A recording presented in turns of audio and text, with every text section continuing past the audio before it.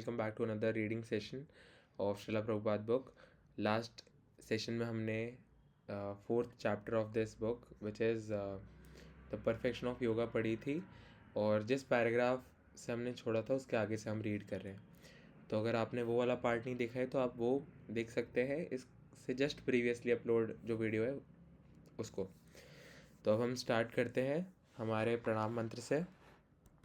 And I welcome all the devotees. 16 devotees are here जो बहुत dedicatedly, बहुत punctually join करते हैं और रीडिंग सेशन में पार्टिसिपेट करते हैं. नमो ओम विष्णुपादाय कृष्णप्रेष्ठाय भूतले श्रीमते भक्तिवेदांता स्वामिनिति नामिने. नमस्ते सरस्वते देवे गौरवाणी प्रचारिणे निर्विशेष शून्यवादी पाश्चादेशतारिणे. हे कृष्ण करुणा सिंधु दीनबंधो जगतपते गोपेश गोपिका कांत राधा कांत नमोस्तुते.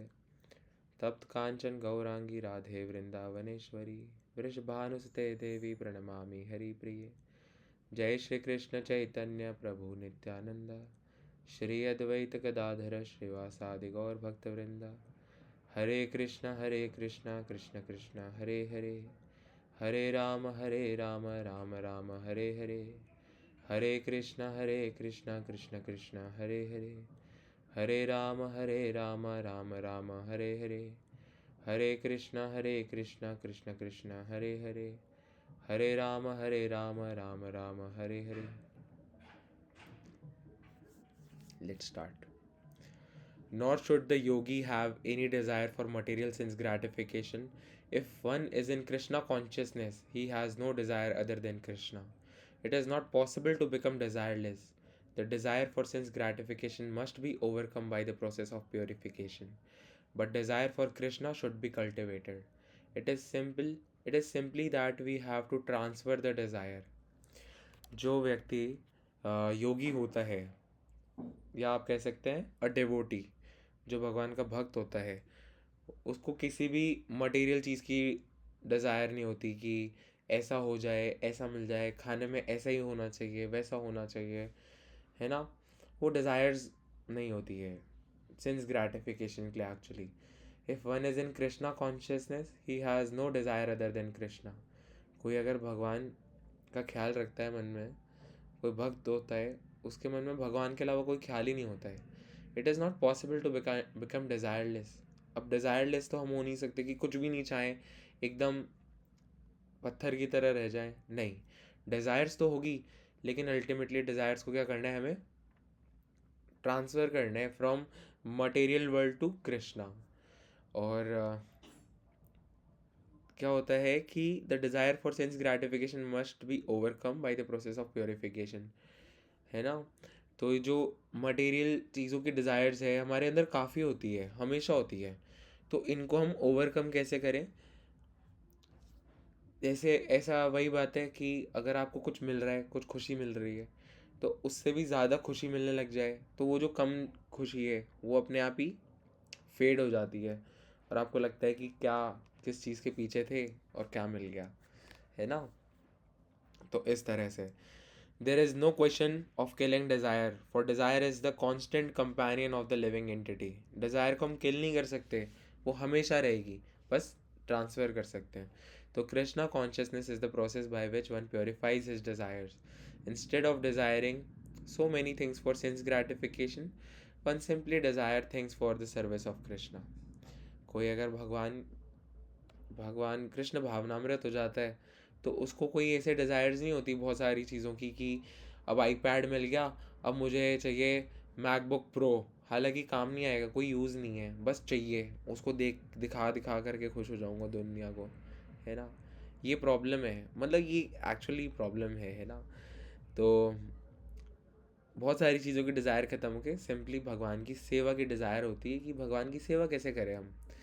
For example, we may desire palatable food, but instead of preparing foodstuffs for ourselves, we can prepare them for Krishna and offer them to him, है ना. सोच सकते हैं कि बहुत खाने की चीज़ें हों, लेकिन खाने की चीज़ों की भी डिज़ायर्स को हम ट्रांसफॉर्म ऐसे कर सकते हैं कि पहले भोग लगाएंगे भगवान को, पहले भगवान खाएंगे तब खाएंगे हम, इस तरह से हमारी डिज़ायर्स शिफ्ट हो जाती है। अल्टीमेटली हम अच्छा भी खा रहे हैं और भगवान को भी अच्छा पहले भोग लगा रहे हैं, तो हमारा मन तो कृष्ण में रहेगा। और आपको पता है, खाना, हम सोचते हैं कि खा लिया क्या हो गया, लेकिन खाना हमारे मन को बहुत प्रभावित करता है, बहुत इफ़ेक्टिव होता है वो। हम जो भी खाते हैं ना, उससे हमारा मन बहुत वो होता है, मतलब आपका मन डिसाइड हो जाए कि आपका मन कैसा होने वाला है। अगर आप ऐसा कहते हैं ना, जैसा जैसा हो अन्न वैसा हो मन। हाँ बिल्कुल, यही तो मैं सुनना चाह रहा था। हरी बोल। तो इसलिए खाना जो है वो हमेशा, अगर आप भगवान का प्रसाद ही खाते हो ना हमेशा, तो आपकी कॉन्शियसनेस भी डेवलप होती है उससे। ये मुझे बात बताई थी अनादि महाप्रभु ने। तो उन्होंने बताया मुझे, महाप्रभु तो मैंने ऐसी चैतन्य महाप्रभु से कह दिया, लेकिन वो मेरे लिए तो महाप्रभु ही हैं, क्योंकि वो बहुत हमें गाइड करते हैं। चलिए, तो Krishna consciousness is the process by which one purifiers his desire. And for example, हम खाना बना सकते हैं लेकिन उनको पहले भगवान को ऑफर करें। It is not that the action is different, but there is a transfer of consciousness from thinking of acting for my senses to thinking of acting for Krishna. एक शिफ्ट मिल गया ना हमें कि हम भगवान के लिए प्रिपेयर कर रहे हैं। We may prepare nice milk products, vegetables, grains, fruits and other vegetarian dishes for Krishna and then offer them to him, praying. This material body is a lump of ignorance and the senses are a network of path leading to death. For all the senses to the tongue is the most voracious and difficult to control. सारी senses में से this tongue is very difficult to control. हम क्या बोलते हैं उस पर भी हमारा कंट्रोल नहीं है, क्या खाते हैं उस पर भी कंट्रोल नहीं है। कुछ भी दिख जाए तो टंग को लगता है कि ये मुझे चाहिए, भले ही वो हमारे लिए अच्छा हो बुरा हो। Best example is a diabetic patient.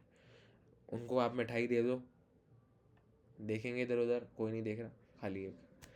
तो दिस इज़ द प्रॉब्लम। तो it is very difficult to conquer the tongue in this world. Therefore, Sri Krishna has given us this nice prasad, spiritual food to conquer the tongue. तो प्रसाद के through हम क्या करते हैं, हमारे sense, जो टंग का सेंस है उसको हम कॉन्कर करते हैं, उस पर जीत पा लेते हैं। So let us take this prasad to our full satisfaction and glorify their lordships, Shri Shri Radha and Krishna, and in love call for the help of Lord Chaitanya and Nityanand Prabhu. In this way, our karma is sacrificed. In this way, our karma is sacrificed. For uh, from the very beginning, we are thinking that the food is being offered to Krishna. We should have no personal desire for the food. Krishna is so merciful, however, that he gives us the food to eat. In this way our desire is fulfilled.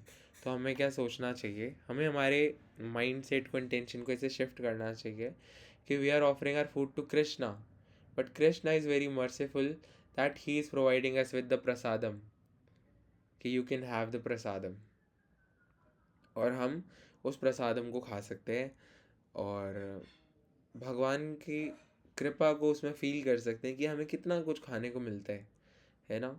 वहीं हम देखें कि दुनिया भर में कितने लोग हैं जिनको, जो बेचारे भूख से भी मर जाते हैं। आप सोच के देखो, एक बार इमेजिन करके देखो कि कोई मरने का कारण भूख। हमें भूख लगती है, एक आवाज़ लगाते हैं, मम्मी खाना बना के दे देती है। तो हम बहुत ब्लेस्ड हैं कि हमें इतनी अच्छी लाइफ दी है कृष्ण ने, और उनकी मर्ज़ी के बिना तो एक पत्ता भी नहीं हिल रहा। तो इसमें भी तो उनकी मर्ज़ी है। when one has molded his life in such a way, dovetailing his desires to Krishna, then it is to be understood that he has attained perfection in yoga. तो जो ये योगा है, कर्म योग, भक्ति योग, इन सब के जो कंक्लूजन है वो यही है कि हम हमेशा कृष्ण के बारे में सोचें, कृष्ण का चिंतन मन से हटे ना, और ये जो भौतिक इच्छाएं इनका चिंतन आए ना। ये योग का अल्टीमेट गोल। तो कोई अगर इस तरह से हमारी अपनी लाइफ को मोल्ड कर ले तो वो परफेक्टली योगा में। Simply breathing deeply and doing some exercise is not yoga. As far as Bhagavad Gita is concerned, जहाँ तक भगवत गीता कहती है केवल सिंपली ब्रीदिंग करना, अनुलोम विलोम करना, वो केवल वो योगा नहीं है, but it is a part of yoga, but not the complete yoga. When one has, okay, simply, okay, a whole purification of consciousness is required. तो completely अपनी consciousness को purify करना is real yoga. In the execution of yoga, it is very important that the mind is not agitated.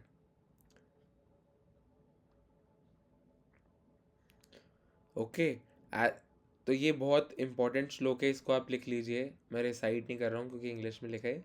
6th chapter 19th श्लोक। As a lamp in a windless place does not waver, so the transcendentalist whose mind is controlled remain always steady in his meditation on the transcendent self. जिस तरह से एक अगर हवा नहीं चल रही है तो जो मोमबत्ती की लौ होती है ना, वो ऐसे ऐसे फ्लिकर नहीं करती है, उसी तरीके से एक ट्रांसडेंटलिस्ट होता है जो हमेशा अपने मन को कंट्रोल रखता है, ऐसे फ्लिकर नहीं होने देता यहाँ वहाँ कि कभी यहाँ मन लग रहा है कभी वहाँ मन लग रहा है, ऐसे नहीं। नॉइस थोड़ी आ रही है यहाँ से। बाय द वे मेरे पास माइक भी है एक, लेकिन वो मैं बिल्कुल यूज़ नहीं करता हूँ क्योंकि वो ओके ओके सही है, लेकिन इस रीडिंग सेशन में अच्छा काम आएगा। अगर कभी नॉइस आई तो आप बता सकते हो, मैं उसको यूज़ कर लूँगा। ओके, तो ठीक है, जैसे candle, when a candle is in a wind place, its flames remain straight and नहीं, windless place, its flames remain straight and does not waver. The mind, like the flame, is susceptible to so many material desire that with the slightest agitation it will move. A little movement of the mind can change the whole consciousness. Therefore, in India, one seriously practicing yoga traditionally remained brahmachari or celibate. That is the importance of brahmacharya. If you are following brahmacharya, तो आपका मन क्या होगा, ऐसे agitate नहीं होगा, बार बार disturbance नहीं होगा। फॉर एग्ज़ाम्पल, अगर देखिए बहुत है ना, अगर आप मुझे कुछ मानते हैं ना, आज के कि जिससे मैं बात करके आया हूँ ना, उनकी यही प्रॉब्लम थी, रिलेशनशिप्स और ये सब। तो रिलेशनशिप्स अल्टीमेटली देखिए ये थोड़ा बाहरी ज्ञान है, थोड़ा एक्स्ट्रा है, तो extra knowledge is always good, है ना। Give me a thumbs up if you agree. क्या होता है कि अगर आपको कभी ऐसा भी लगे ना कि that person is a devotee, let me be in a relationship with that person so that हमारी लाइफ बहुत पॉजिटिव रहेगी। अल्टीमेटली क्या होगा कि दोनों की लाइफ नेगेटिव हो जाएगी। क्यों? क्योंकि when we are in a relationship, so we seek pleasure, some kind of mellow out of it, कि I am with that person, texting हो रही है, देन थोड़ी अलग टेक्सटिंग हो रही है सो दैट कि वो अलग अलग तरह की बातें कर रहे हैं, फिर वीडियो कॉल्स हो रहे हैं, फिर कॉल्स हो रहे हैं regularly. what the two persons in the relationships are trying to do to extract the pleasure out of the relationship। अब वो प्लेजर मिलना बंद हो जाता है कुछ दिनों बाद कि क्या तुम रोज़ गुड मॉर्निंग मिलने आओ, किसी दिन मिल लिए, क्या तुम हर बार यहीं मिलने आते हो, किस दिन कहीं लेके जाओ, लेके चले गए, क्या यार इसी कैफ़े में क्यों, किसी और कैफ़े में। तो we need something new every time. लेकिन in this Krishna consciousness we need simply Hare Krishna Krishna Krishna Hare Hare, Hare Rama Rama Rama Hare Hare. And see, you can never get bored out of it. कभी बोर नहीं हो गया आप हरे कृष्ण महामंत्र से, है ना। तो this is the power of being in spirituality, being in Krishna conscious life, है ना, जहाँ आपकी लाइफ गॉडलेस हो गई। अब देखिए बात कहाँ थी कि ओके प्रभु जी, जिनके साथ मैं रिलेशनशिप में हूँ वो भी तो एक डिवोटी है।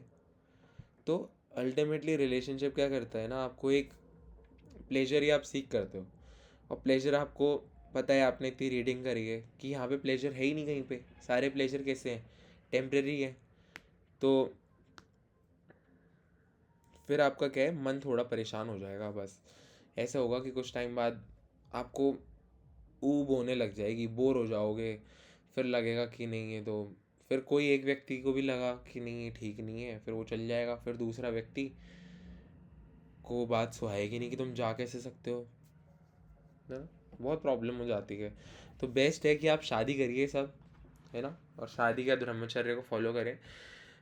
शादी के बाद भी ब्रह्मचर्य होता है, तो वो तो थोड़े डीप कॉन्सेप्ट्स हो जाते हैं ब्रह्मचर्य के, तो उसको हम अभी रहने देते हैं। लेकिन अभी तक इतना हमें समझना है कि टिल द एज ऑफ 25, या फिर जब तक शादी नहीं हो जाती, हम ये पार्टनर वाली जो लाइफ है इसके बारे में सोचे भी ना। हमें बस पता है कि ऐसा कुछ होता है दुनिया में, हमारे लिए नहीं है भाई, हम ब्रह्मचारी हैं जब तक हमारी शादी नहीं हो जाती। हाँ ऑफ कोर्स, आप देखिए, द शायद हमने वो बुक पढ़ी है या नहीं पढ़ी है, हाँ पढ़ी है, हमने रीडिंग सेशन में पढ़ी है। फॉरेन लाइफ जो है, ये जो मॉडर्न लाइफ स्टाइल है, आप देखिए, if you are in a relationship with someone, वो आपको कुछ टाइम बाद राज खोलेंगे कि I have X amount of access, let's say a amount of access, है ना। तो आपको लगेगा ओके ठीक है, आई एक्सेप्ट योर पास्ट, आप 4 लोगों के साथ रिलेशनशिप में थे, कोई प्रॉब्लम नहीं है इस बारे में। लेकिन आप 4 लोगों के साथ वही एक्सट्रीम इमोशंस फील करते थे जो आप अभी फील कर रहे हो, तो what is the probability that I am not the fifth one and someone else will not be the sixth one? सही बात है ना।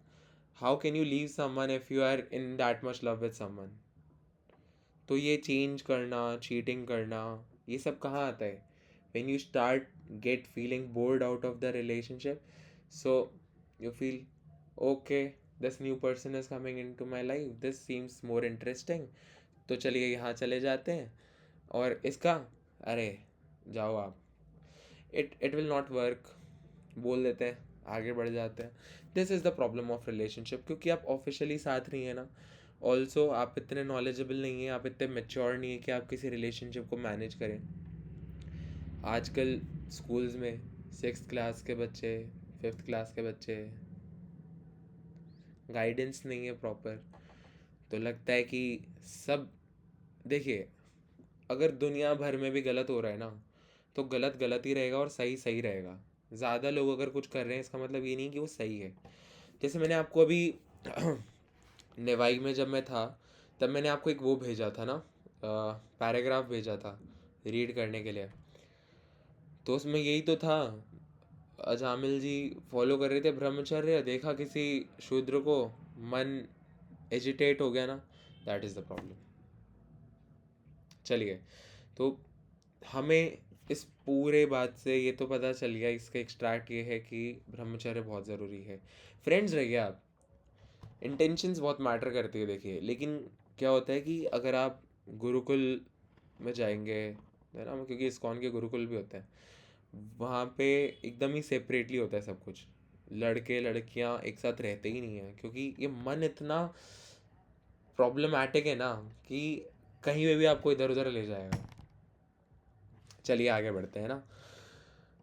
ओके, सबको कुछ वैल्यू ऐड हुआ ना लाइफ में, ये बात जान के अच्छी बात है। बिल्कुल, हमें ना बुक्स का कांस्टेंट एसोसिएशन बहुत ज़रूरी है।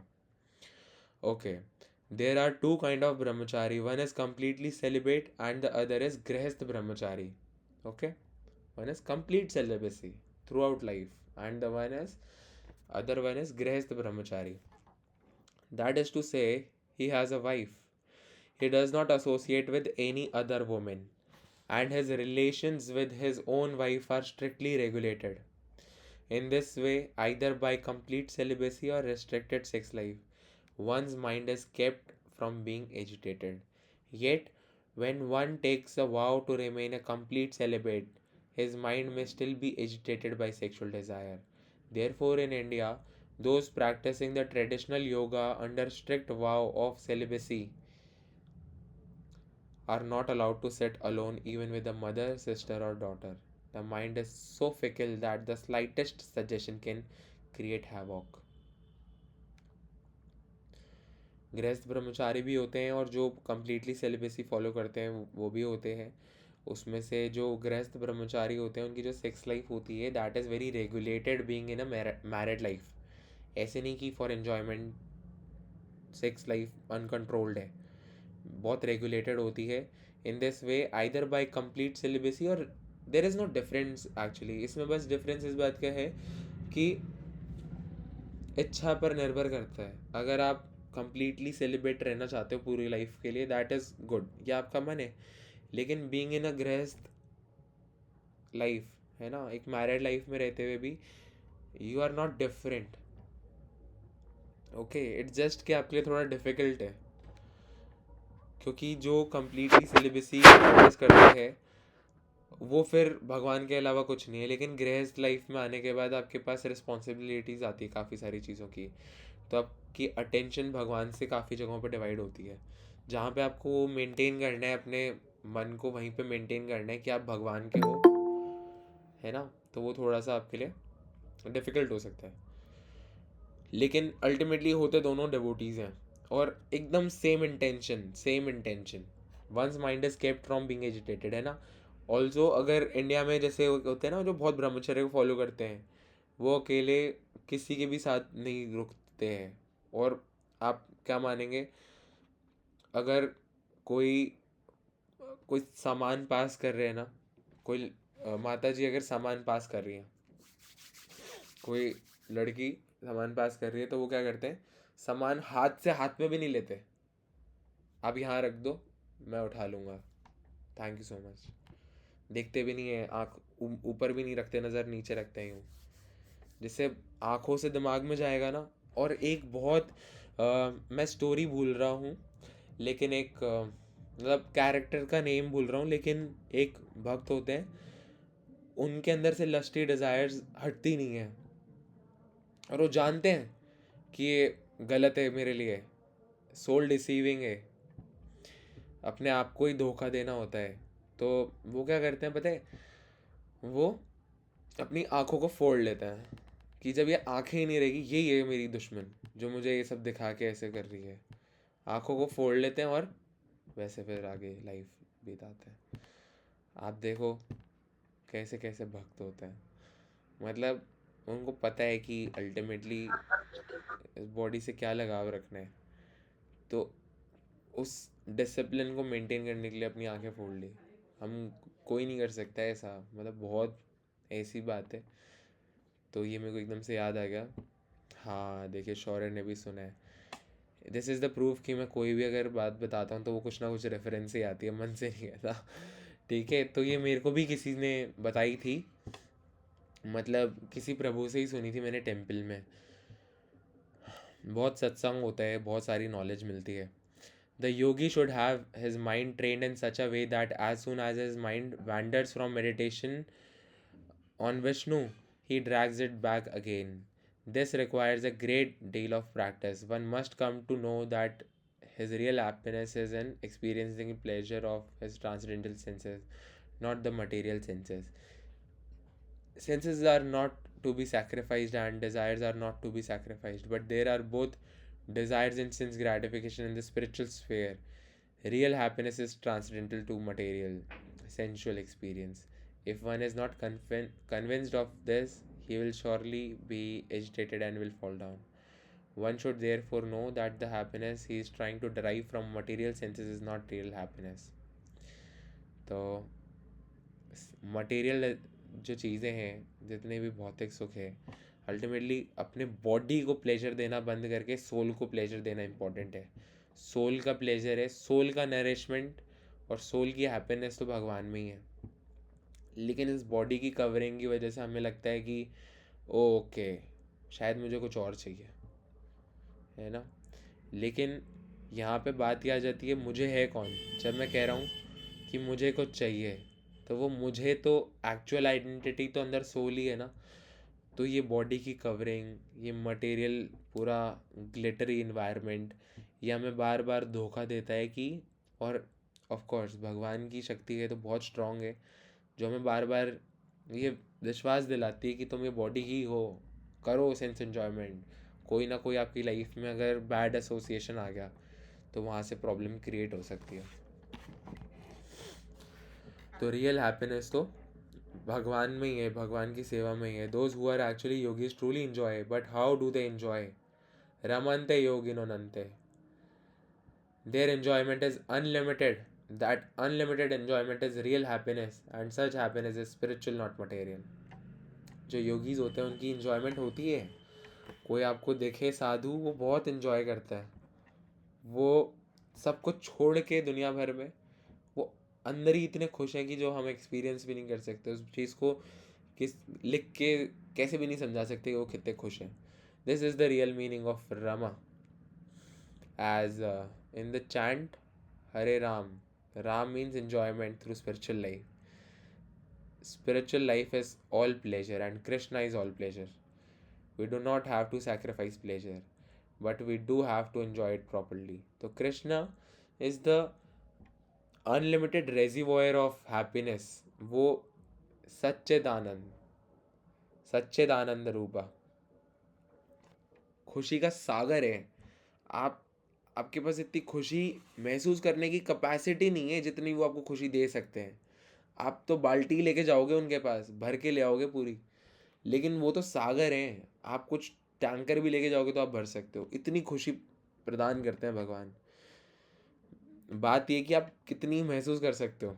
तो spiritual life is all enjoyment. Okay, a diseased man can not enjoy life.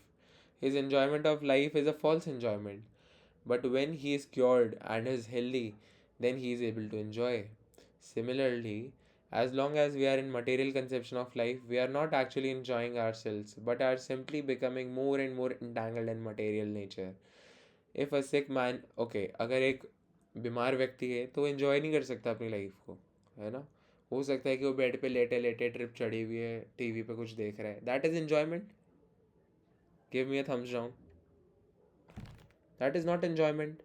Similarly, if we think कि we can enjoy by material world, in any case, if I provide every one of you with $1 million, है ना, तो क्या वो $1 million आपको actual happiness दे सकता है? हो सकता है कि हमारी स्थिति थोड़ी अच्छी हो जाए, हम अच्छी जगह रहें जहाँ पे पॉल्यूशन ना हो, लेकिन अल्टीमेटली मरना सबको है ना।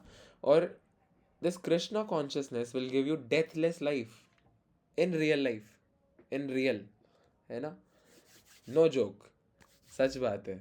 तो also being in this material body we can feel unlimited pleasure, unlimited happiness। अब जब हम सब इतनी स्पिरिचुअलिटी को प्रैक्टिस कर रहे हैं, डिवोशनल प्रैक्टिस कर रहे हैं, हाँ, money can only maintain your body, that's all. you can you can sleep on a simple bed, you can sleep on uh, anywhere। इतनी जगह चाहिए आपको, बहुत ज़्यादा पैसे लेके बहुत बड़ा घर बना के भी इतनी जगह चाहिए। तो अल्टीमेटली पैसे तो आपका बस ऐसा है कि इस कवरिंग को थोड़े अच्छे कपड़े पहना देंगे। आप अभी अगर मिंत्रा से ऑर्डर कर रहे हैं तो फिर आप, वो आता है ना एक लग्जरी कपड़ों का, कौन सा आता है, आजियो, आजियो पे एक आता है, उसमें बहुत महंगे कपड़े आते हैं, आप वो पहन सकते हो, लेकिन रहोगे तो आप वही, है ना। रशा हंस रही है।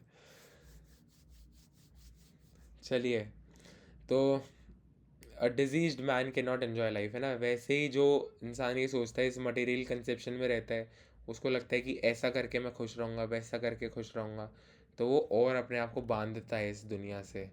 और बंधना ही नहीं है, बस खुल के पहुंचना है भगवान तक। If a sick man is not suppose to eat, his eating unrestrictedly actually kills him. तो हाँ, देखिए बहुत अच्छा एग्जाम्पल है।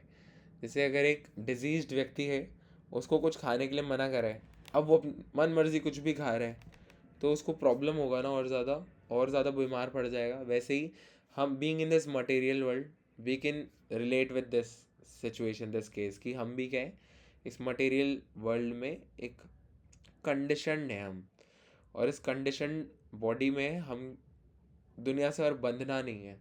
लेकिन अगर कोई रिस्ट्रिक्शंस ही नहीं होगी तो हम मन मर्जियाँ करके, सारे मनमानी चीज़ें करके और ज़्यादा बंध जाएंगे दुनिया से, तो वो तो और प्रॉब्लम हो जाएगी। तो बहुत अच्छा एग्जाम्पल है। Similarly, the more we increase material enjoyment, the more we become entangled in this world and the more difficult it becomes to get free from the material entrapment। तो all the system of yoga are meant to disentangle the conditioned soul from this entrap, to transfer him from the false enjoyment of material things to the actual enjoyment of Krishna consciousness. तो कृष्ण कहते हैं, है ना, तो हमें इस जंजीरों को तोड़ के आज़ाद होना है इन चीज़ों से, है ना। तो in the stage of perfection called trance और समाधि, तो समाधि क्या स्थिति है, हमने कई बार ये समाधि वर्ड आया है कि one mind is completely restrained from material mental activities by practice of yoga. This is categorized by one's ability to see the self by the pure mind and to relish and rejoice in the self. In that joyous state, one is situated in boundless transcendental happiness and enjoy himself through transcendental senses. Established thus, one never depart from the truth, and upon gaining this, he thinks there is no greater gain. Being situated in such a position, one is never shaken, ever in the midst of greatest difficulty. This indeed is actual freedom from all miseries arising from the material contact. तो ये भी आप note कर सकते हो, 6th chapter 20 से लेकर 23 श्लोक बहुत इंपॉर्टेंट है, बहुत अच्छी बात है। समाधि वो स्थिति है जो योगा प्रैक्टिस करते हुए आप हाईएस्ट जो स्टेज है योगा की वो समाधि है, जब आप शेक नहीं होते किसी भी तरह से, आपका मन डोलता नहीं है, आप अपने आप में सेटिस्फाइड रहते हो भगवान के चिंतन में, और अच्छा मिले बुरा मिले सब भगवान की कृपा है, कभी भी दुख फील नहीं हो सकता फिर। और ऐसी पोजीशन में आके आप ये भी समझ जाते हो कि इससे बड़ा सुख भी नहीं मिल सकता, तो जब वही बात है, जब उससे बड़ा कुछ सुख ही नहीं है तो कहाँ भागे, किसकी तरफ जाए, हम सही जगह हैं। फिर उसके बाद वन इज़ नेवर शेकन, बहुत डिफ़िकल्टी में भी आपको कुछ बिगड़ेगा नहीं, है ना। This Indeed is actual freedom, ये है असली फ्रीडम सारी मटेरियल मिजरीज की।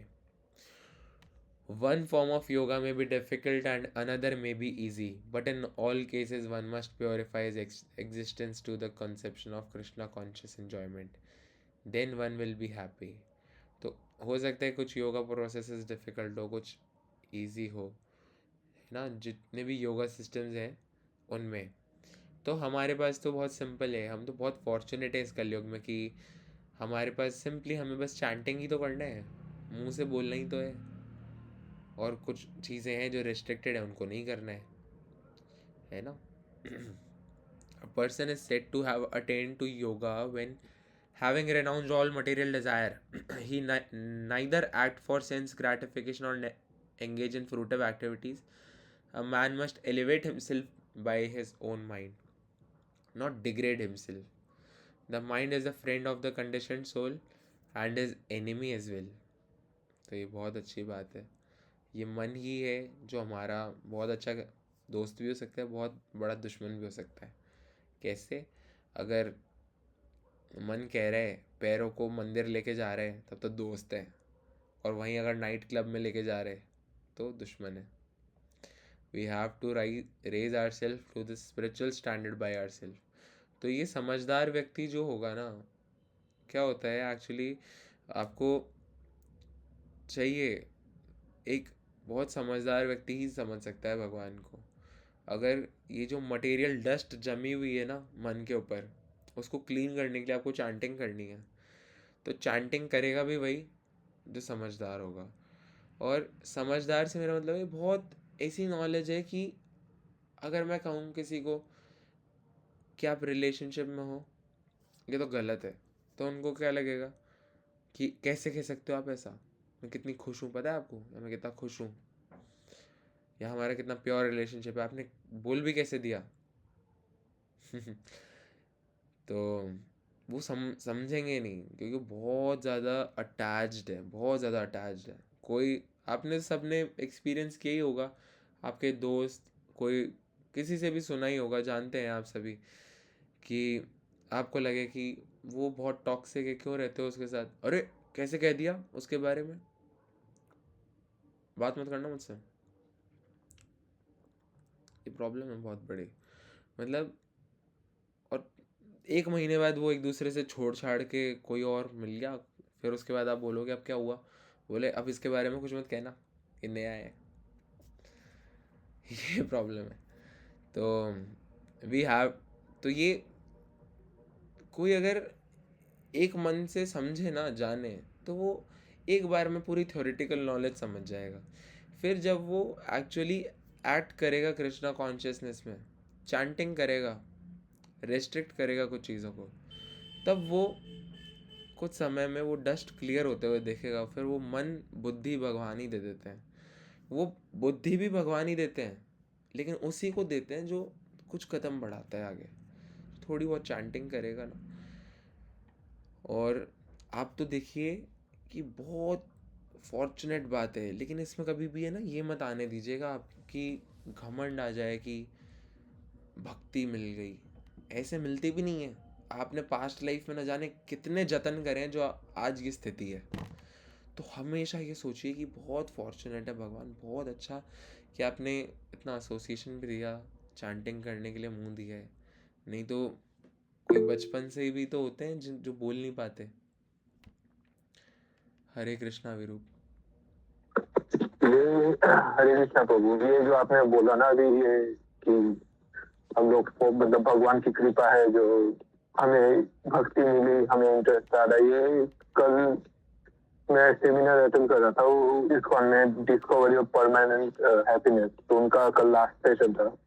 तो वहां पे भी जो प्रभु जी थे वो भी यही बोल रहे थे कि मतलब अगर कोई इस जन्म में अगर किसी को भगवान में रुचि है, या वो भगवान के कथा को सुनने के लिए इंटरेस्टेड है, या चैंटिंग करते हैं, या उनके कहीं ना कहीं एक गैदरिंग कर रहे हैं, जैसे वो क्लासेस हो रहा है या जैसा भी हो रहा है, तो ये भी मतलब पास्ट लाइफ का ही संस्कार है जो इस जन्म में हम लोग को मिला है। पिछले जन्म में किसी रीजन की वजह से हो सकता है हम लोगों ने कम की हो, जिस वजह से this is the chance that God has given us. तो मैंने वही सोचा कि दैट जो भी यहाँ पे है, we shouldn't miss this chance, मतलब at least in this lifetime, क्योंकि पता नहीं अगले में क्या ही होगा हम लोगों को। डेफिनेटली, इसलिए है ना, कभी भी ये नहीं सोचना चाहिए कि हमने इतनी भक्ति करी है, हमें तो नेक्स्ट लाइफ में भी मौका मिलेगा। इसी मौके में हमें इतनी, लेकिन होता है कई बार, क्या होता है कि मन को डिस्टर्ब करने के लिए ना बहुत दुनिया भर की चीज़ें आएंगी। That's why it is very important to not leave the contact of devotees, never leave the satsang. Satsang छूटा तो सब छूट जाएगा, सब अच्छी क्वालिटी सब चल जाएगी, चैंटिंग बंद हो जाएगी। सत्संग का मतलब है कि आप एटलीस्ट आप रीडिंग डेली करिए। तो इसलिए ये रीडिंग सेशन होता है। आप सभी देखिए उठते भी हैं जल्दी, टाइमली, है ना, मैसेज कर देते हैं जल्दी से जल्दी हरे कृष्णा, और लोगों को आप बता सकते हैं ना कि, लेकिन पहले आप खुद उस ब्लिस को फील करिए, क्योंकि अभी पता है कि सही जा रहे हैं, अच्छा लग रहा है, लेकिन ये टाइम ऐसा है कि कभी भी, मतलब बहुत ऐसा टाइम है जहाँ पे रिस्क ज़्यादा है कि आते आते हो सकता है कि कभी कुछ घमंड आ जाए कि भाई बहुत भक्ति करने लग गए, हम बहुत अच्छे हैं। ऐसा कभी नहीं होना चाहिए, क्योंकि वो कृपा कर रहे हैं तो कर पा रहे हैं, वो कुछ नहीं होगा तो नहीं होगा। फिर मतलब बहुत संभल के रहना पड़ता है भक्ति में। ऐसे नहीं कि हम मनमानी चीज़ें कर ली, 4 दिन नहीं करूँगा फिर 5वें दिन से करूँगा, फिर 5वें दिन नहीं हो पाएगी।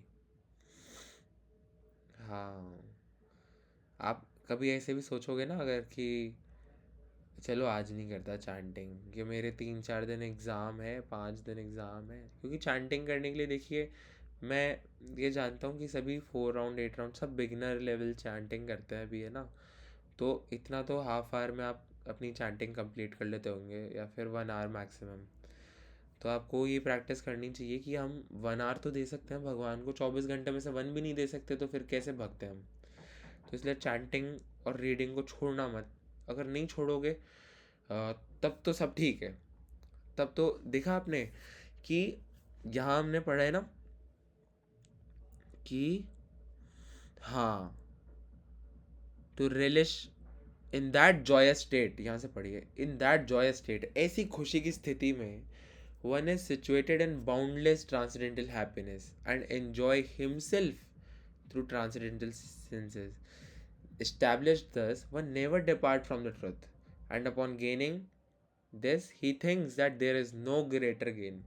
कोई एक बार वो महसूस कर लेगा ना, वो फिर जा ही नहीं सकता भगवान से दूर, क्योंकि फिर बुद्धि तो भगवान में आ गई है.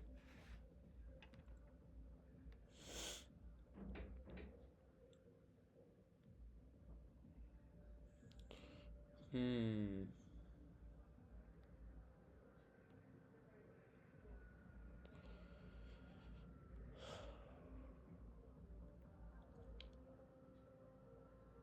हाँ हाँ, इसको भी आप रीडिंग में काउंट कर सकते हो, लेकिन कब, आप पता है क्या करा करो, जैसे मैं पढ़ रहा हूँ ना, तो आप भी पढ़ते रहो साथ साथ. मतलब क्या होता है कि हो सकता है कि आप इसको चला के, अभी आप सभी ने कैमरा बंद करे हैं, मुझे नहीं पता कि कौन कैसे बैठा है, हो सकता है कि इसको चला के चलो बीच में वॉशरूम चले गए, बीच में पानी पीने चले गए, कोई बात नहीं, देखो वॉशरूम तो इमरजेंसी है, वॉशरूम को अपन स्किप कर देते हैं. हो सकता है कि कुछ काम करने चले गए कि ठीक है चलते चलते वापस आ गए, तो फिर आपकी रीडिंग उतनी तो छूटेगी सही. तो बेस्ट तो ये है कि जब तक बैठे हो ना, तब तक आपको पता है 9:15 लिंक आएगा, तो सब पानी वानी सब लेके बैठो, और जिस वर्ड पे हम हैं उस वर्ड पे आप साथ साथ रीड करते रहो, पूरा ध्यान वहाँ रखो, तब तो आपकी रीडिंग काउंट होगी है ना. जितना अटेंटिव रह सको, इसलिए मैं कहता हूँ कि अटेंटिव रहा करो रीडिंग सेशन में. ओके, चलिए आगे पढ़ते हैं. इस चैप्टर को आज ही ख़त्म कर देंगे हमें ना.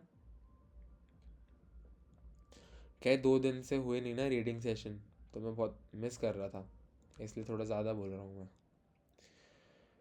A person is said to have attained to yoga when, having renounced all material desire, he neither act for sense gratification nor engage in fruitive activities. A man must elevate himself by his own mind, not degrade himself. है ना, ये हमने पढ़ लिया था. uh, okay, we have to raise ourselves to spiritual standard by ourselves. In this sense, I am my own friend and I am my own enemy. है ना, वही बात है. देखिए, मन को पता होता है अच्छा बुरा सब, लेकिन जहाँ बुरे की तरफ जाए उसको रोको जितना हो सके, क्योंकि मन तो बहुत चंचल है. The opportunities ours. There is a very nice verse by Chanakya Pandit. Chanakya Pandit को जानते हैं ना सभी, give me a thumbs up. No one is anyone's friend, no one is anyone's enemy. It is only by behaviour that one can understand who is his friend and who is his enemy. So no one is born our enemy and no one is born our friend. These roles are determined by mutual behavior, as we have dealing with others in ordinary affairs. In this same way, the individual has dealing with himself. है ना, जैसे हम किसी से, हो सकता है किसी से मन नहीं मिलता, कोई अच्छा नहीं लगता, तो जब से हम पैदा हुए हैं ऐसे तो है नहीं कि हमें वो अच्छा नहीं लगता, वो हमारे बिहेवियर से, हमारे जो रिलेशन है उसी से डिपेंड करता है. उसी तरह से हमारा मन है, तो आपका मन आपका फ्रेंड होगा या आपका एनिमी, ये आपके और आपके मन के रिलेशन पे डिपेंड करता है. अगर आप मन को अच्छा अच्छा अच्छा सब दिखाओगे, अच्छा अच्छी जगह लेके जाओगे, है ना, अच्छी बुक्स रीड करवाओगे, चैंटिंग करवाओगे, तो मन आपका फ्रेंड है. और जहाँ एक दोस्त ने बोला कि लो एक सिगरेट, बस मन दुश्मन हो जाएगा उस दिन से, है ना.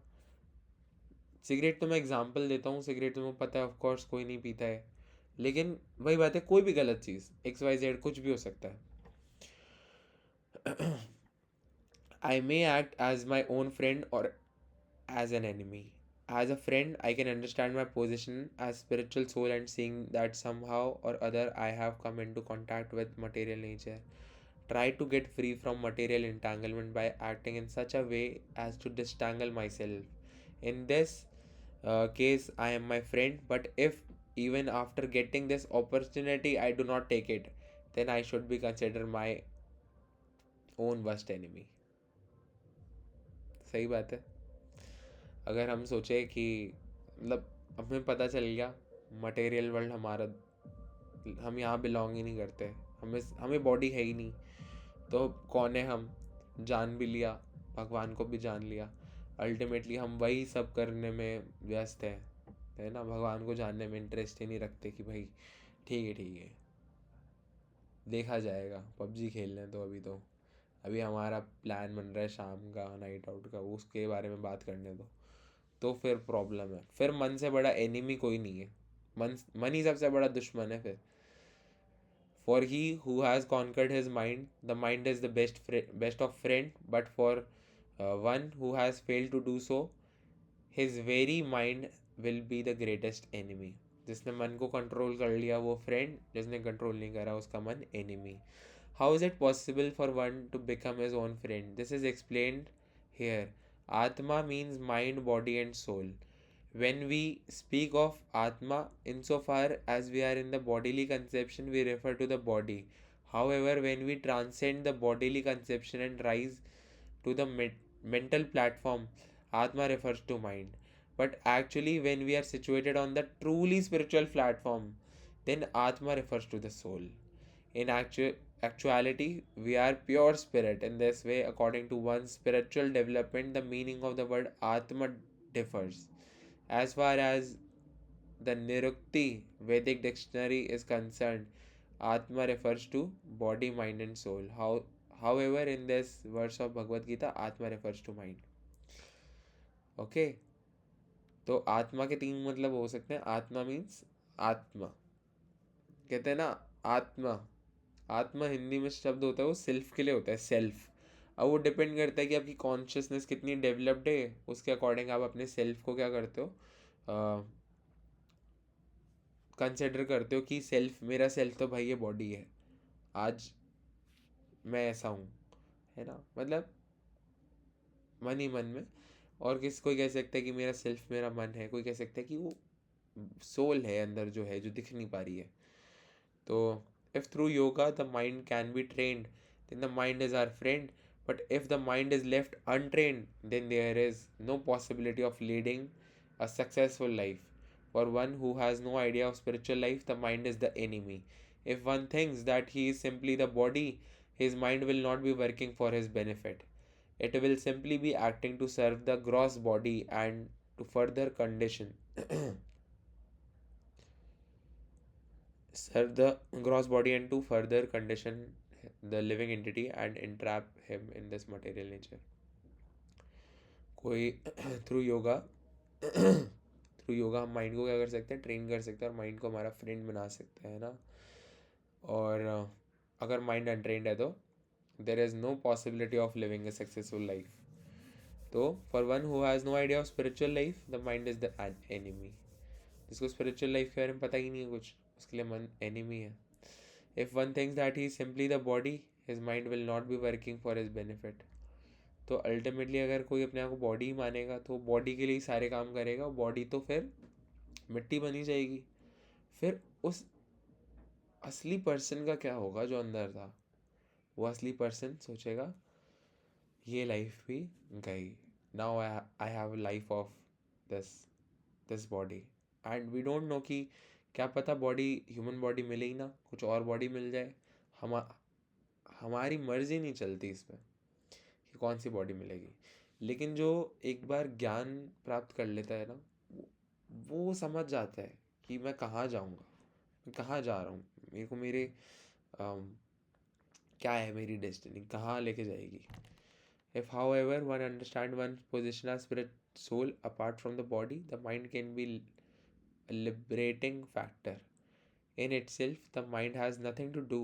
It is simply waiting to be trained, and it is best trained through association. देखिए एसोसिएशन आ जाती बार बात एसोसिएशन की, है ना.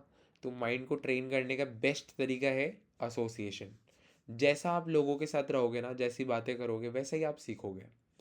आप सिंपली देखो, अगर आप बहुत अच्छी फैमिलीज़ में रहते हो, आप कुछ दिन जाके ऐसे थोड़े बीड़ी पीने वालों के साथ रह लो, आप वैसी बातें करोगे बिल्कुल. कुछ दिन, बस कुछ दिन, तो आपके माइंड को वैसी ट्रेनिंग मिल जाएगी.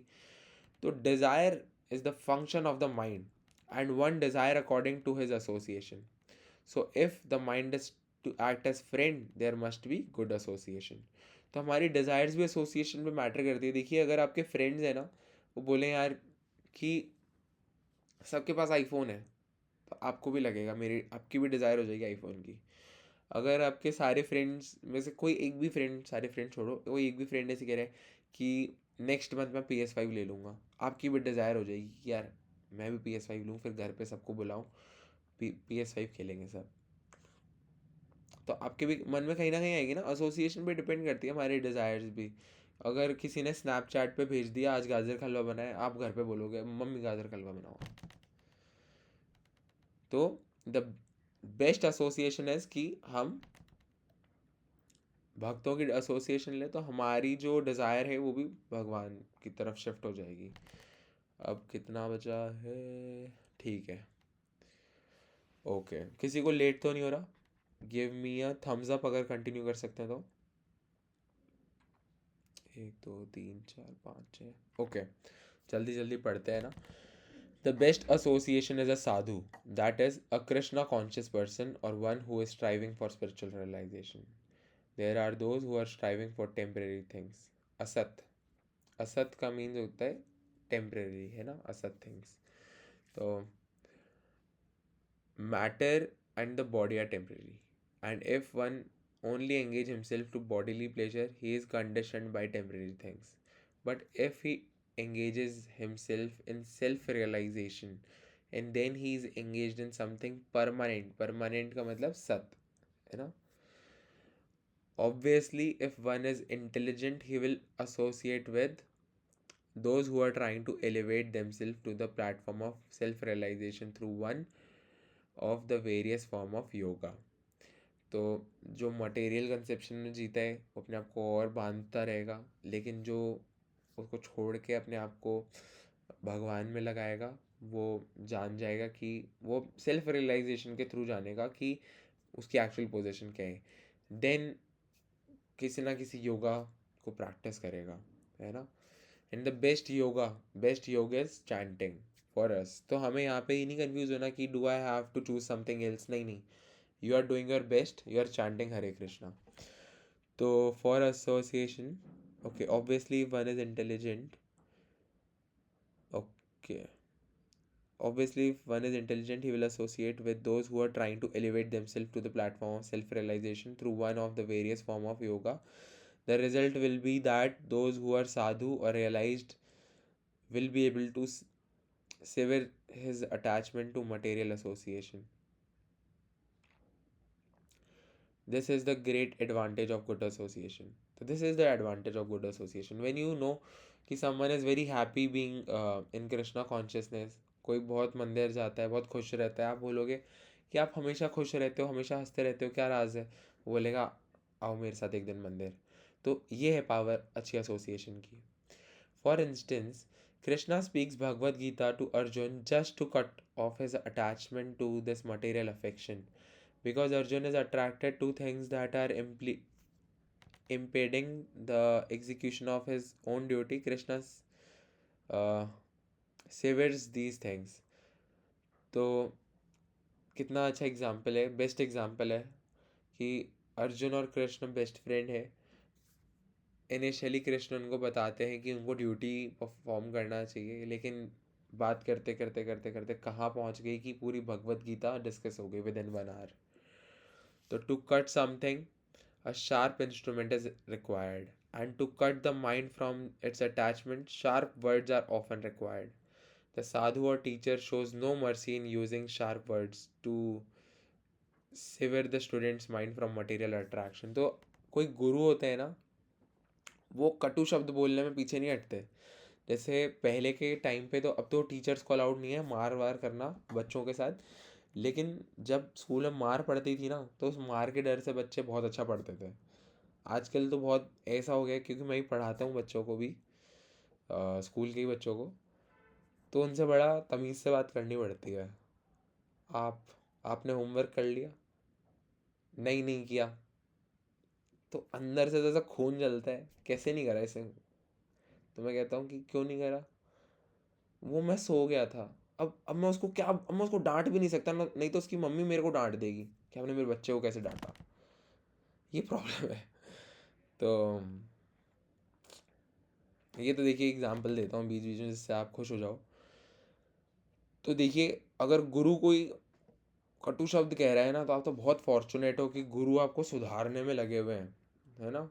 तो गुरुओं की बातों की बहुत रिस्पेक्ट होनी चाहिए और हमेशा उनकी बातों को हमें मानना चाहिए, है ना। By speaking the truth uncompromisingly. तो गुरु कभी पीछे नहीं हटते सच बताने से, आपको बता देंगे, सारी सारी बातें बताएंगे आपको। और he is able to sever the bondage. तो एक गुरु के अंदर ही वो पावर होती है जो आपके मटेरियल अटैचमेंट्स को कम कर दे। For example, at the very beginning of Bhagavad Gita, Krishna speaks sharply to Arjun by telling him that although he speaks like a learned man, but he is actually fool number one. भगवान अर्जुन को कहते हैं, तुम बातें तो ऐसे कर रहे हो जैसे तुम बहुत ज्ञानी हो, लेकिन तुमसे बड़ा मूर्ख कोई नहीं है। क्यों? क्योंकि तुम अपनी ड्यूटीज़ ही छोड़ रहे हो। बीइंग अ क्षत्रिय तुम लड़ने से ही भाग रहे हो, जाके भिक्षा मांग के जीने की बातें कर रहे हो। तो भगवान है ना बहुत फटकार लगा देते हैं। If we actually want attachment from this material world, we should be prepared to accept such cutting words from the spiritual master. Compromise and flattery have no effect where strong words are required. तो जब भी ऐसे ready रहना चाहिए, अगर आप सच में अपना भला चाहते हो ना। ऐसे कहते हैं ना कि आप कुछ भी करो, तो जो नेगेटिव फीडबैक्स होते हैं ना वो बहुत अच्छे होते हैं, है ना। पॉजिटिव तो सब फीडबैक देते हैं, लेकिन नेगेटिव फीडबैक आपको सिखाते हैं कुछ, आपको एक अच्छी जगह पे ले आते हैं, क्योंकि आपको समझ आता है कि कमी कहाँ है। उसी तरह से गुरु कुछ भी आपको बुरा भला कहे, कि कुछ डांटे गाली दे, तो उसमें आप देखो क्यों दे रहे हैं गाली, उस चीज़ को मुझे सुधारना है। वहाँ से आपकी सुधरने की जर्नी स्टार्ट हो जाएगी। तो उसको बस सही वे में कोई ले तब है, गुरु की रिस्पेक्ट करे। In Bhagavad Gita, the material conception of life is condemned in so many places. One who thinks the country in which he is born is worshipable, or one who goes to the holy places and yet ignores the sadhus there, is likened unto an as. As मतलब गधा होता है ना वो समझ गए ना आप, वो खच्चर। As an enemy is always thinking of doing harm, so the untrained mind will drag one deeper and deeper into material entanglement. जैसे एक एनिमी हार्म करने में लगा रहता है ना, वैसे ही मन जो दुनिया में उलझा हुआ है वो पूरा आपको बांधता जाएगा दुनिया से, है ना। और ये जो होती है ना डिप्रेशन की पिल्स वगैरह, ये सब इसलिए होती है। मैंने सोचा था मेरा ये एग्ज़ाम क्लियर हो जाए, नहीं हुआ, अब डिप्रेशन हो गया, पिल्स खानी पड़ रही है। कितना आपने अपने आप को अटैच कर लिया, केवल उसी को भगवान मान लिया आपने, उस एक चीज़ को। ये प्रॉब्लम होती है, इतना अटैचमेंट प्रॉब्लम होती है। तो condition soul struggle very hard with the mind and with the other senses, since the mind directs the other senses. It is of utmost importance to make the mind the friend, क्योंकि mind ही बाकी सारे हमारे senses को control करता है ना। जीभ में क्या जाएगा ये मन ही डिसाइड करता है। अगर हम स्ट्रिक्टली डाइट फॉलो करें तो हम छोड़ सकते हैं, है ना।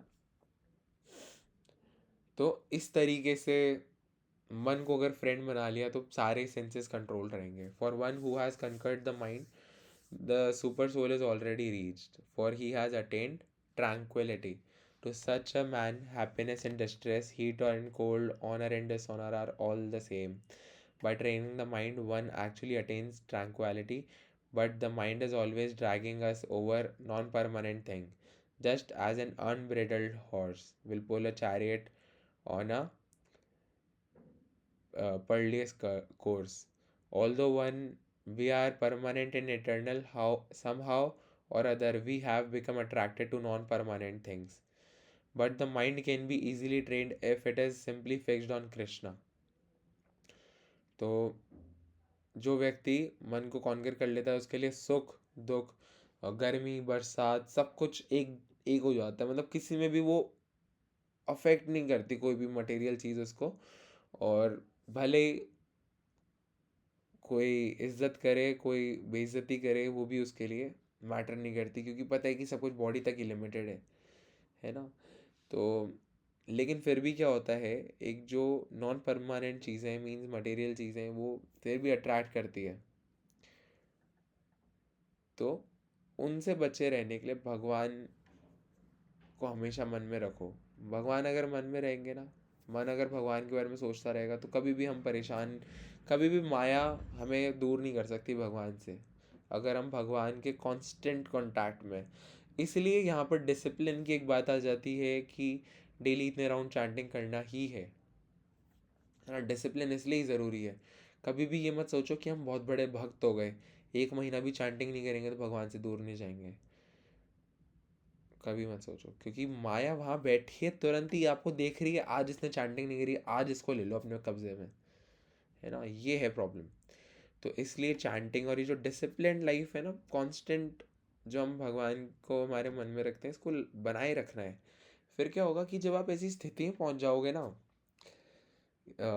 समाधि में, तब तो आपके मन में हमेशा भगवान रहेंगे। तो आप 1 घंटा 2 घंटा नहीं, आपका हर सेकंड चैंटिंग ही है। इंटरनली आप भगवान के थॉट्स को दूर कर ही नहीं रहे, आप भगवान के बारे में सोच रहे हो बस। तो just as a fort is safe when it is defended by a great general, if Krishna is placed in the fort of the mind, there will be no possibility of enemies entering, है ना। अगर भगवान हमारे मन की रक्षा कर रहे हैं तो फिर भगवान किसी मटेरियल चीज़ों को आने ही नहीं देंगे दिमाग में। तो material education, wealth and power will not help us one two control the mind. A great devotee praise, when will I be able to think of you constantly?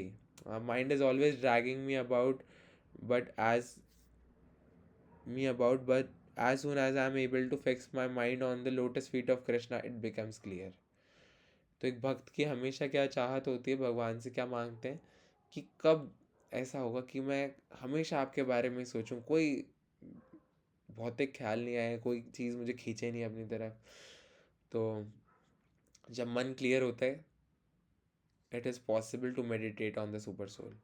The Paramatma or super soul is always seated within the heart along with the individual soul. तो हम सब जानते हैं परमात्मा हमारे हृदय में भगवान रूप में, भगवान जो है परमात्मा रूप में हमारे हृदय में विराजमान है, और हमारी सोल भी हृदय में विराजमान है। तो वो देखती है, भगवान भगवान हमें देखते हैं कि क्या कर रहे हो तुम, हर सेकंड देख रहे हैं कि आप क्या कर रहे हो, अभी यहाँ बैठे हो देख रहे हैं आपको। तो लेकिन जब आप भगवान में अपने आप को स्थित करते हो, तब वो परमात्मा आपको गाइड भी करता है कि आप क्या करो, है ना। तब वो केवल विटनेस नहीं करते, फिर वो आपको पूरी तरह से गाइड करते हैं, अच्छा बुरा। क्योंकि मन की धूल जब क्लीन हो जाती है ना, तब हमें वो बुद्धि मिलती है। The Paramatma or super soul is always seated within the heart along with the individual soul. The yoga system involves concentrating the mind and focusing it on the Paramatma or super soul seated within the heart. The previously quoted verse from Bhagavad Gita indicates that one who has conquered the mind and has overcome all attachment to non-permanent thing can be absorbed in the thought of Paramatma. One so absorbed from become free from all duality and false designation. ठीक है। अरे उसको रोटी नहीं दी है। हाँ ये भी नहीं खाया तू? देते हैं, हाँ तो रोटी दे देना ना, मैं नहीं दे रही हूँ। ठीक है। तो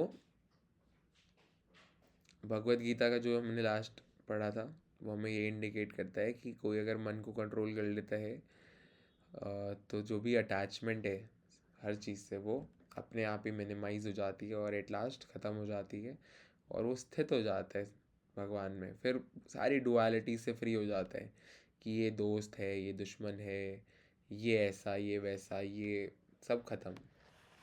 एक एक सिचुएशन हो जाती है, एक ही तरह की स्थिति हो जाती है कि सब अच्छा है, सब भगवान का है, तो सब अच्छा है। ये तो सब बस चल रही है, एक मूवी चल रही है, मूवी एंड होगी तब हम घर चल जाएंगे, बैक टू गॉड हेड। चलिए अब कुछ क्वेश्चंस, कुछ डिस्कशंस।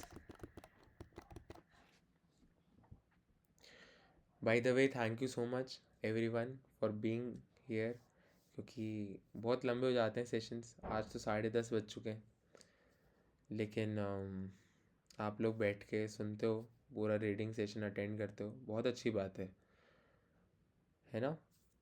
तो मैं आपको रामायण के बारे में बता रहा था।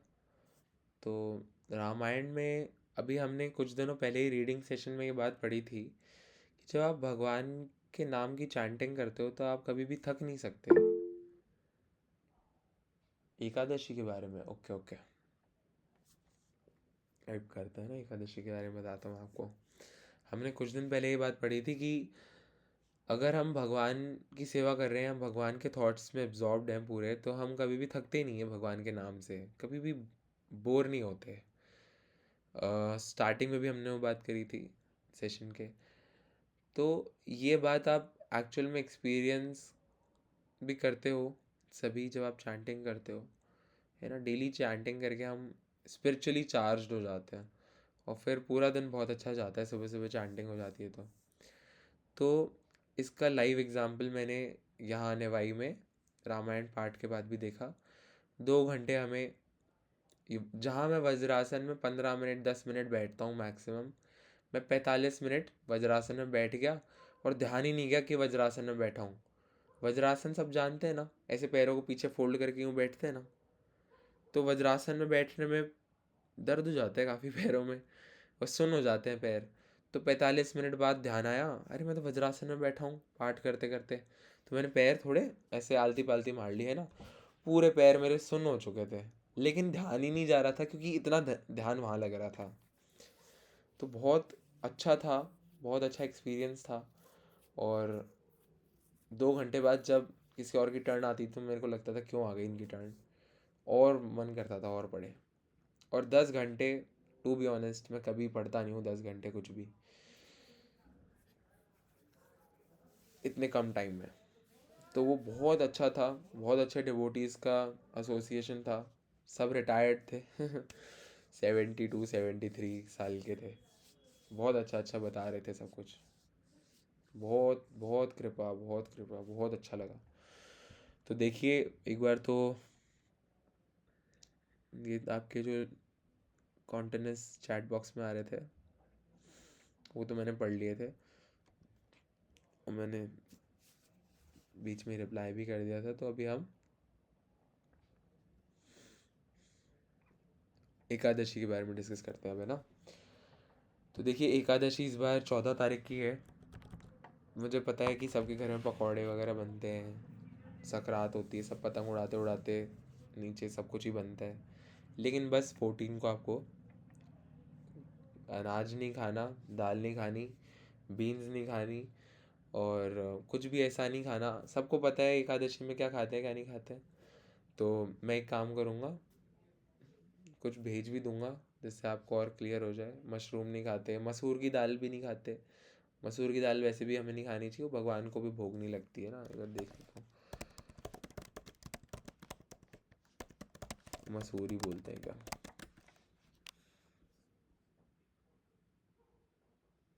हाँ हाँ, मसूर की दाल को भोग नहीं लगाया जाता है भगवान को, है ना। मशरूम इसलिए क्योंकि मशरूम क्या है कि उसको वेजिटेरियन में कंसिडर नहीं करते हैं, कुछ उसको कुछ और मानते हैं इसलिए। और मसूर की दाल को भी वही रीज़न है, ठीक है, ओके। ये सब खाना पीना नहीं है, खाना पीना तो हो गई एक बात है वो तो, लेकिन अब करना क्या है। हम, एकादशी का मतलब होता है कि आप एक दिन पूरा समर्पित कर दो भक्ति में, जितना ज़्यादा हो सके चैंटिंग करो। अगर आप ऑलरेडी 4 राउंड चैंटिंग करते हो, 8 राउंड करते हो, तो कुछ राउंड ज़्यादा करने की कोशिश करो। फॉर एग्ज़ाम्पल जो लोग 16 राउंड चैंटिंग करते हैं वो 32 या 64 राउंड चैंटिंग करते हैं। कोशिश करते हैं अगर हो जाए तो, और नहीं भी हो तो 28 हो, 30 हो, कितने भी हो, बहुत अच्छा है।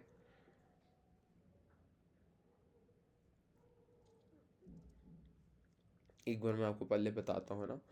तो क्या होता है कि चैंटिंग ज़्यादा से ज़्यादा करनी है, एसोसिएशन करना है भक्तों का। आप मंदिर जा सकते हो, कुछ आप डोनेशन कर सकते हो। जैसे आप सोचो कि 10 रुपये भी अगर आपने, जैसे टेम्पल का क्यूआर होता है ना, आपने 10 रुपये भी भेजे, क्योंकि देखिए हम सब स्टूडेंट हैं, है ना, तो हमें पता है कि हम नहीं कर सकते हैं इतना। तो भगवान भी देख रहे हैं, भगवान को हमारे पैसे नहीं चाहिए, अल्टीमेटली हमारा इंटेंशन है कि उस पैसों से भगवान की सेवा होती है, तो वो अच्छी बात है, ठीक है। और टेम्पल भी बहुत अच्छे अच्छे काम करते हैं, तो वो कर सकते हो। नहीं तो आप किसी किसी को कुछ फलाहार खिला सकते हो, किसी को कुछ आपने फ्रूट्स खिला दिए, किसी गरीब को। अनाज मत खिलाना कि रोटी खिला दो। एकादशी ना तो किसी को खिलाओ ना खुद खाओ, बेस्ट।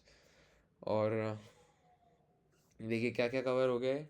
आप डोनेशन कर सकते हैं, चैंटिंग कर सकते हैं, भक्तों का एसोसिएशन कर सकते हैं, मतलब सत्संग में थोड़ी देर बैठ के भगवान की बात में डिस्कस कर सकते हो, बात कर सकते हो।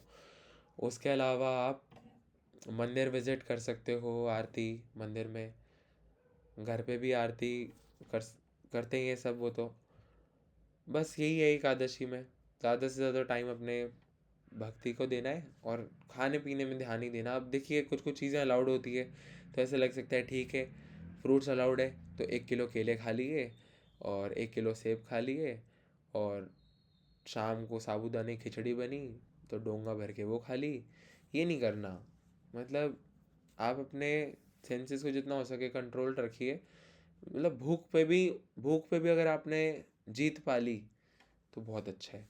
जैसे आज छाया ने ज्वाइन नहीं करी है, मैंने छाया को कहा था कि एकादशी रखने के लिए, जो लास्ट एकादशी थी, तो छाया और इच्छा दोनों बहनें हैं, है ना, मैं इनको स्कूल टाइम से जानता हूँ। तो छाया तो बहुत रख ली, लेकिन दोनों का ये था कि भूखे नहीं रह सकते हम तो मैंने कहा कि भगवान के लिए भूखे भी नहीं रह सकते, तो उनका थोड़ा वो हो गया कि अरे नहीं अब तो रह लेंगे। तो मोटिवेशन मिल गया थोड़ा। तो जितना हो सके कम खाइए, है ना, थोड़ा सा खा लिया ठीक है।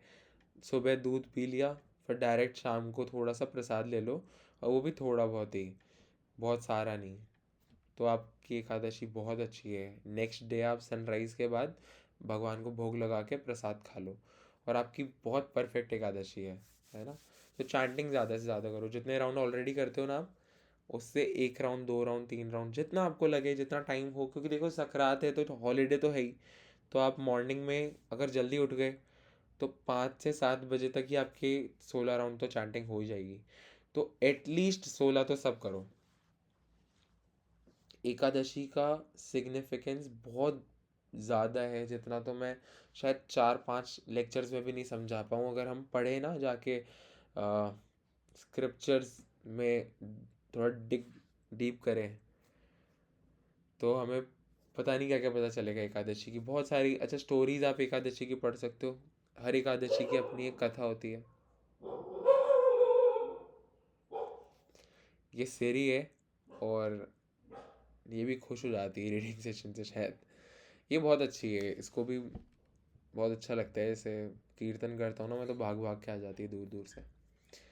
तो चलिए अब आई थिंक कि और ज़्यादा डिस्कशन है भी नहीं। अच्छा अच्छा, एक, हाँ, आरोही जी पूछ रही हैं कि चैंटिंग करते टाइम भी माया परेशान करे तो हमें क्या करना चाहिए। तो देखो, आपको है ना, जितना हो सके मन को बार बार खींच के लाना है।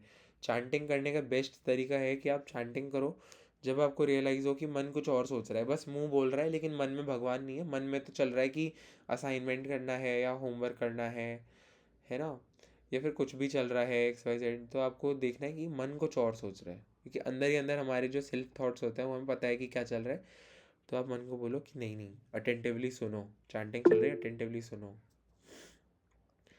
हरे कृष्ण कृष्ण कृष्ण हरे हरे, हरे राम राम राम हरे हरे। जब आप चैंटिंग कर रहे हो ना, तो आप ये भी भूल जाओ कि यहाँ पे कौन है वहाँ पे कौन है। बस बहुत अटेंटिवली सुनते हुए चैंटिंग करोगे ना, तो आपकी चैंटिंग बहुत अच्छी है। और देखो, बीच में ऐसा आपके साथ हमेशा होगा कि बीच बीच में आपको लगेगा कि चैंटिंग करते करते मन भाग के कुछ और थॉट पकड़ेगा, कि चैंटिंग बस मुंह से चलती रहेगी और मन में कुछ और चलने लग जाएगा एकदम से। जब सबको एक्सपीरियंस होता है ना, give me a thumbs up, तब आपको लेके आना है मन को वापस से, है ना, उस पर। अब कब तक है ये? हो गया ऑलमोस्ट, हो गया, हो ही गया है वो तो मतलब। भूखा मर रहा है, इसलिए चिंता मत कर, बैठा है वो अरे 11 बजे वो में। बैठा ही रहता है, अरे बैठा मैं ही इसके रहता बाद मतलब? दूंगा ही सही।